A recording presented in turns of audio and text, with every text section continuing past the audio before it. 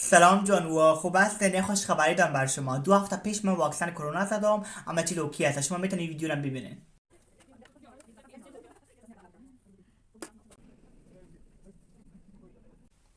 و یک چیز بسیار جالب جانوا، اینقدر وقت من در شفاخانه کار کردم، مامورت مریضا که کرونا داشتن، اما من سر و کار داشتم ولی من هیچ وقت کرونا نگرفتم. و یک چیزی که بسیار که مثلا فکر من مشغول کردم، میخوام فکر من بر شما بگم.